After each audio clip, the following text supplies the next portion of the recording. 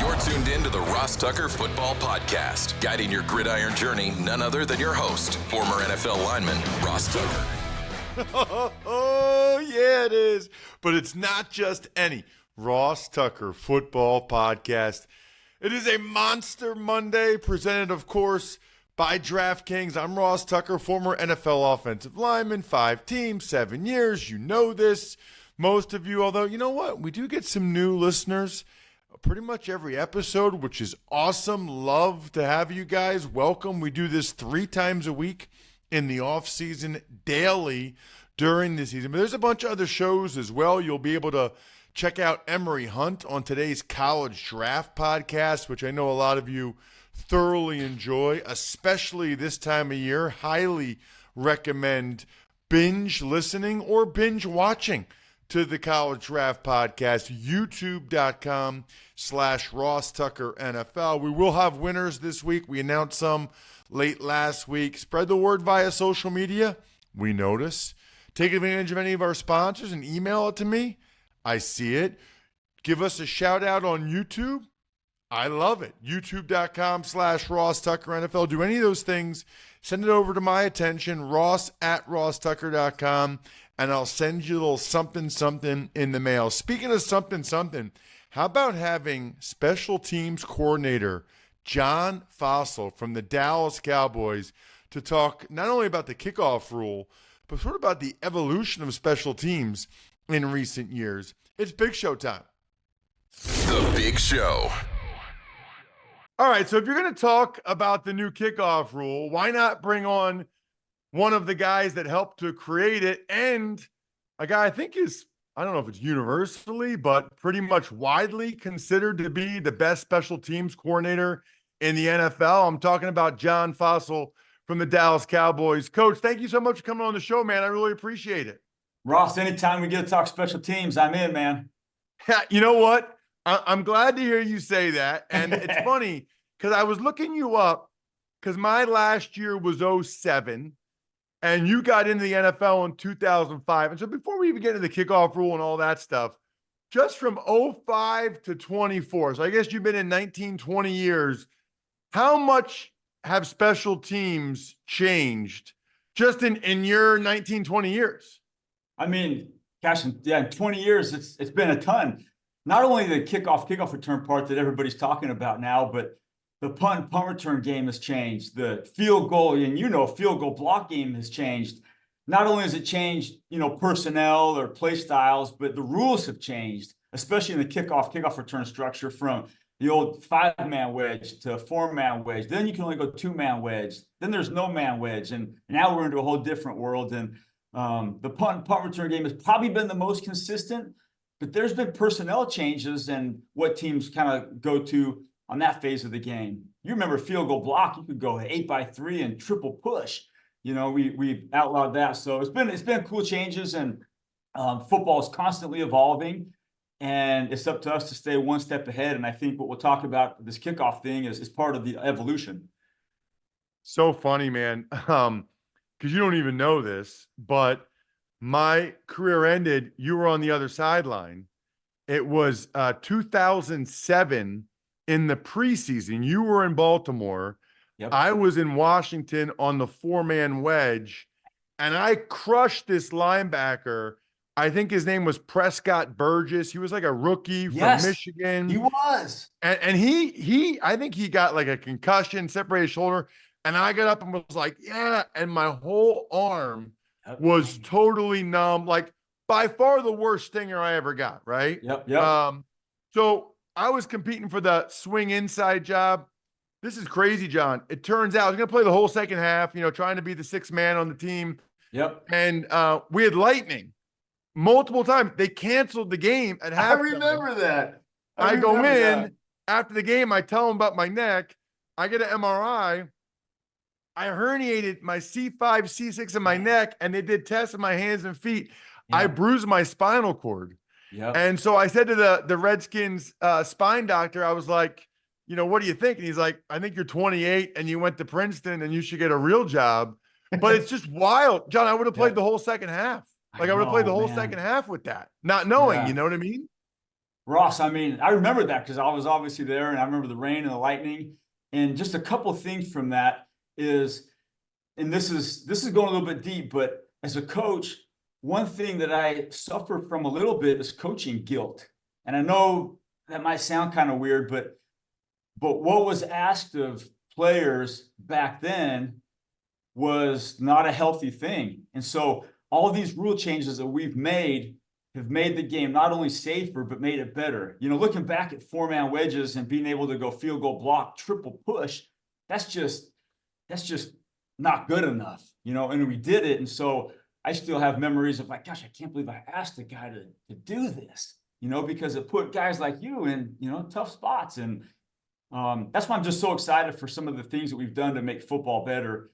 And this is a huge part of it. And it's going to hopefully trickle down to the college level and the high school level. And it's our job and responsibility as pros to make football better, make football safer. And I hate to hear those stories because they're so common, you know, back then, but we're doing better. Well, you shouldn't feel any guilt because that's what the rules were back then. And so you were just going by what the rules. It's the people that make the rules, if anybody, that should feel guilt. But it is what it is. Yeah. I still laugh about being in those meetings where they said the wedge cannot get split. And then they would tell the other guys, you have to split the wedge. I'm like, we're in the same meeting here. Oh. Like, what are we talking about? And the triple push on extra point and field goal. I mean, that's just not good. I have a bunch of stories there too, but I want to move on to the future. Obviously you're an excitable guy. It's pretty clear when you're on the sideline, you're fun to watch. You don't say that about coaches very often. I am very passionate about football, and I love when you can feel that, you know, from someone else. And I sense that, and I feel that when I see you on the sideline. Why are you so excited about the new kickoff rule? I think it's kind of what we've talked about, Ross. You know, how do we make the play better and safer? And one of the things that's exciting about it is the last couple of years, the return percentage has gone from 43% to 37% to this past year it was 22%. And so 1 out of 5 times the ball is in play, it's not a viable play. And it's such a great play, the kickoff return, where it's the oldest school of, you know, 11 on 11, and here they come, kind of old Braveheart Gladiator style. But having the ball not in play so much just wasn't good enough. So we were tasked with how do we put the ball in play more often, but at the same time make it safer. And that's a tough task, you know, have the injury rate go down, but have the return percentage go up. So we looked at the XFL model and said, this is a good starting point because the ball is in play a lot, but it starts out in close quarter combat where there's not a lot of speed and space and running and high collisions. So that was our starting point, and we kind of learned from some unintended consequences that the XFL went through and said, okay, now that we get to put our stamp on it, what would we do to take away some of those kind of sloppier looking plays that they faced, and how do we make it our own? And I think we did that, and I think it's going to be a really cool concept.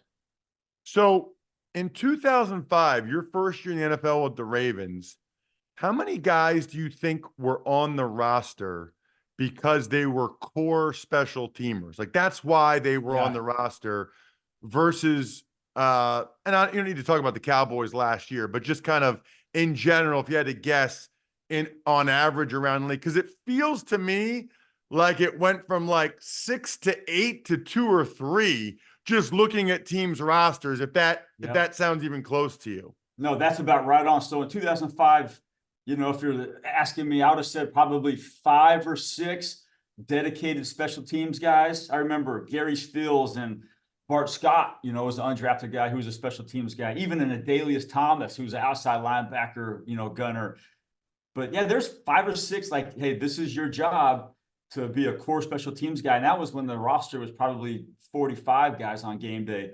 And it felt like the last couple of years, you know, it was maybe 3. And it was because the touchback percentage was so high on kickoff, teams would say, hey, we're only going to be playing 8 to 9 reps of punt versus punt return, and the rest of the balls are touchbacks on kickoff return. So we don't need that many. But now it's got to swing back for the teams that are going to be the best at it to, you know, hey, you got 6 dedicated special teams guys that can also serve as backups on offense or defense, but they're dressing because of their core special teams capabilities. And I think it's going to swing back that way. So it's healthy for the, not only returners and kickers, but for the core special teams guys who are critical parts of the game, at least in my opinion. I'm clearly biased. It's a really interesting point. So you think almost immediately it'll swing back to being 5 or 6 guys. It'll double it up. What about the body types, John? Because I was talking with Eric Galco, who was part of the XFL group, several years ago that worked on this initially. And he was thinking that because of the close proximity, we might see some bigger bodies. There might be more linebackers, tight end, fullback types, as opposed to, it seems like there have been more and more DBs and receiver types. Agree, disagree, just kind of your thoughts initially. I know, look, it's April, right? There's a long way to go. I'm sure you'll be working on it all off season, but just initially, where do you think that the lean will go in terms of body types? I think you probably get a pretty common consensus that you're looking at the pass rush type bodies, the outside linebacker, inside linebacker, tight end bodies, the guys that are maybe a little bit bigger and longer, that, even guys that you would put on kickoff now, but you didn't before because they maybe couldn't run from the 35-yard line and get there in time. So, like I said, the Bart Scott, Gary Steels, the Dalius Thomas, I'm going back, 15, 20 years now, but the bigger bodies, the closer quarter combat guys, the guys that can punch and separate, because action happens immediately. There's no run up to everything happening. The guys that can wiggle and squirt through, maybe might not be as valuable or successful because there's not going to be a lot of room to navigate, because it's all starting out where you would be when the ball gets caught, and there's just not as much wiggle room. So, a fast guy, you might have to have him dive off the edges, more like a punt play, and I'm kind of speculating because I don't think anybody truly knows, but maybe you put your speed on the outside like the Gunners, and you put your big bodies on the inside and try to jam it all up. But we're going through that right now. And what's cool, Ross, is we have, it's not an unknown because there's 591 XFL kickoff returns over 2 seasons that we've been able to study and dissect.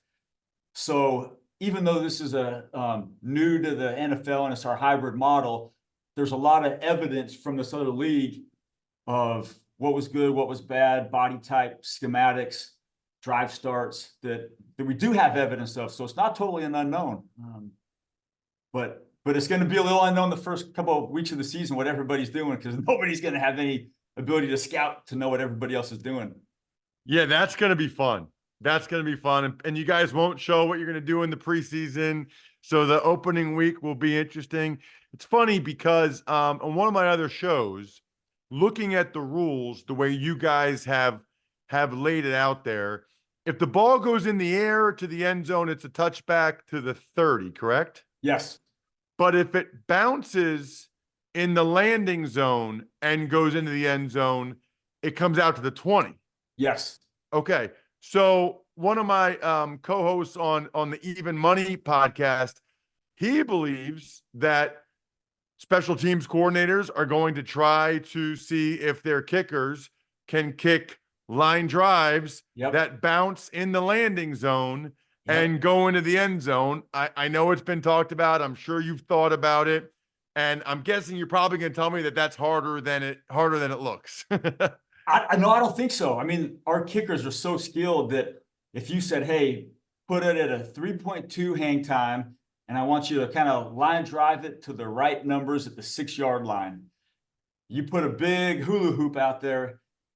Speaking for our guy, he could come pretty close to nailing that. Not every time, but the accuracy is pretty incredible. So what we did, to knowing that could be part of the game, is we said, hey, compared to the XFL, who only allowed 1 returner, let's allow us to go with 2 returner look, because one of the problems that the XFL faced was the ball on the ground probably a little bit too often, which created some sloppy starts. So for us, you can go 1 returner, but if a team's going to try to dart a football directionally, can that one returner get to those directional kicks? And if not, then you got to go a two returner look, which probably now negates the kickoffs team's ability to throw a ball into the landing zone and have it roll into the end zone for a drive start at the 20. I don't know if you're following me, but Yeah. There's going to be a lot of cool gamesmanship and strategy with the kick intent versus one returner, two returner. Does the kickoff team disguise their kick direction? Does the kickoff, there's going to be a lot of cool stuff that coaches are going to have to be on top of their game to strategize the best way to play both sides of the ball. And we're going through that right now, Ross. The last couple months and even a couple of years, I've been looking at the XFL. It's the concept. It's, where should we start the kicker, the kickoff? But now we're diving deep into, okay, how are we going to use our kickoff team personnel? What formation are we going to use? Are we going to directionally kick it or middle kick it? And if we directionally kick it, do we show them directional kick with personnel? So, there's so much to dive into, which is cool because the creative part of the game is going to go way up. Where last year, to be honest, we ran one kickoff return the entire season because we knew we were only going to return one ball every 2 games. Cavante Turpin had 10 returns on kickoff the whole season. So it's changing the whole game for us as coaches and players, which is good. Are you finally going to allow, since there's 2 returners, are you going to allow Micah Parsons to be the other returner? Because I live in Harrisburg, John. Yep. Oh. I went to his 3rd high school football game ever. Yep. And I called Penn State. I was like, yeah, you need to offer this kid a scholarship tomorrow. Yep. Even him returning kicks. You know what he's like. Can you even imagine like him in high school returning kicks? It's the craziest thing I've ever seen. I'm sure he's going to try. I bet you he's probably already lobbied you in the past to try to return kicks. Oh, Micah.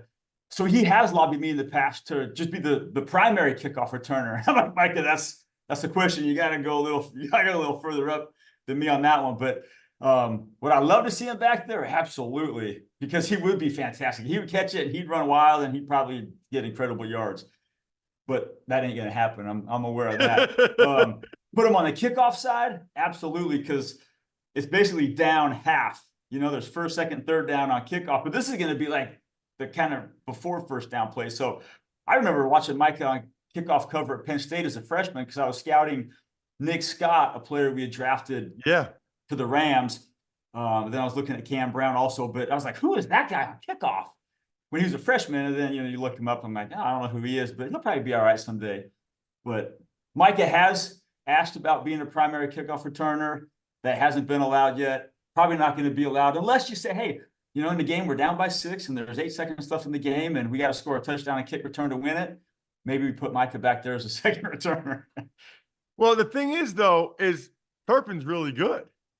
Right. So on the one hand, it's funny because on the one hand, there's going to be a lot more returns, which is a huge positive because you might have the best returner in the league or one of them. On the other hand, there are people that think the return will be different and thus, maybe different body types or different people should be the returners. I guess what I don't understand about that, John, is you don't hardly ever go live doing that. So How are you going to know who's your best returners now in this style of kickoff return without having a whole lot of live reps to really see how they do live with it? Yeah, that's a fantastic question, Ross. And sometimes I know some teams have fallen into finding their guy because of attrition. This guy gets dinged, and say, hey, we need you to go back there. So sometimes it happens through attrition, but most of the time it'll happen like for us. We know Cavante Turpin's our primary kick returner. So our job as coaches is to say, okay, what does he do best? And we know what that is. And let's make sure we, schematic ourselves into what he does best. He's an elusive, darting, maybe not necessarily tackle breaking runner, but how do we get him into space? If you have a returner that's more of like a big running back bruiser, then you design your return around him. So the coaches have the abilities to know who your number one guy is and run kickoff returns that are going to be best suited for that type of body type. So I don't think you're going to say this guy's the best type of body type for kick returner or this guy is. I think it comes down to, this is the best returner available for us to draft or sign as a free agent. Let's get him, and we'll schematic ourselves around that. Like Pittsburgh Steelers, the day after this thing went live with the kickoff rules, they signed Cordero Patterson. And I'm sure Coach Danny Smith up there will say, hey, Cordero, what do you do best? And I'll design something around what you like. And so that's kind of how it works. But I think all body types, Ross, are going to fit as returner profiles. It's just, which guys are really good and how do you scheme up what they do best. And then it's more how you scheme from there. It's like certain running backs you run certain running plays with.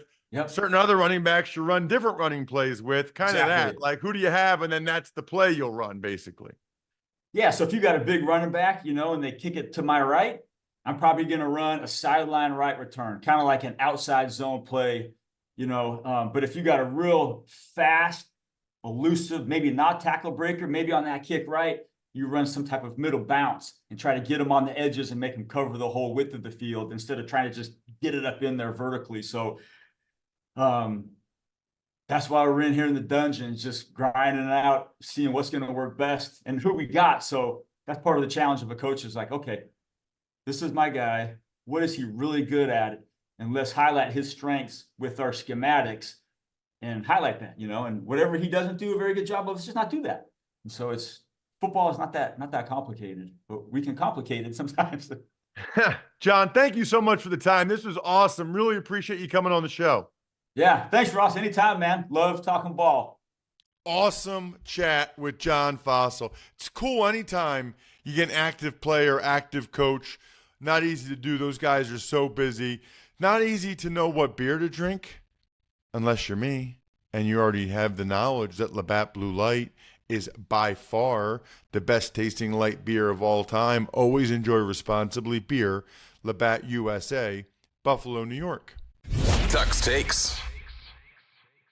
All right, Ross, the Houston Texans, they wiped out the final 3 years of Stephon Diggs' contract, and they give him a $3.5 million raise. Right, so there's other stuff to get to, and we'll get to momentarily, but I thought this was sort of the juiciest thing that had happened since last Thursday morning's show. So this will be a new segment for us. I'm going to make it a Good Ranchers Meaty Monday, the meatiest thing that we have to talk about today. It's presented by GoodRanchers.com, America's best meat delivered to your door. Use code Ross for 15% off a better way to buy meat at GoodRanchers.com. I don't like the trade for Stephon Diggs as much for the Houston Texans after this contract adjustment. First of all, you trade a second-round pick for only 1 year of Diggs services. You can't get a comp pick because you shortened the contract. And you give him a $3.5 million raise for that same 1 year that you didn't even have to do? They say they're doing it because they want him to be supremely motivated, I believe, to perform very well. What about the opposite? What if Nico Collins is getting the ball a lot? What if they're giving the ball to Tank Dell a lot? I feel like this could really go either way with Stephon Diggs in Houston. And a second-round pick for 1 year, it's a little bit much. A lot of contract news. The Eagles, they re-signed Avonte Maddox to a 1-year deal, and they give Jordan Mailata a 3-year extension for $22 million a year. Carolina, New England. Carolina gives star defensive tackle Derek Brown a massive deal. The Patriots inked defensive back Kyle Duggar to a 4-year, $58 million deal, and edge rusher Kyle Van Noy's back with the Ravens on a 2-year deal. Bills signed offensive tackle Leo Collins to a 2-year deal as well. Well, Van Noy and Clowney both skipped training camp last year, or at least most of it. Now they're both already signed before the draft after those years they had. Like the Eagles bringing back Avonte Maddox, it's not nearly the same amount of money because of his injury issues. Mailata, we were all over that on social media, at Ross Tucker NFL. Just an incredible story, what he's been able to do. Love, love, love when teams like the Panthers and the Patriots reward their own guys that are very deserving of contracts like this. And I would say the only other thing to talk about, Jack, is just some of the off-the-field stuff. Rashee Rice, the receiver for the Chiefs, his lawyer said that he was in fact driving one of the vehicles that was in that accident. Texas University defensive tackle, University of Texas D tackle Tavondre Sweat, that huge nose tackle, might be a second or third round pick. He got a DUI over the weekend. Not good at all.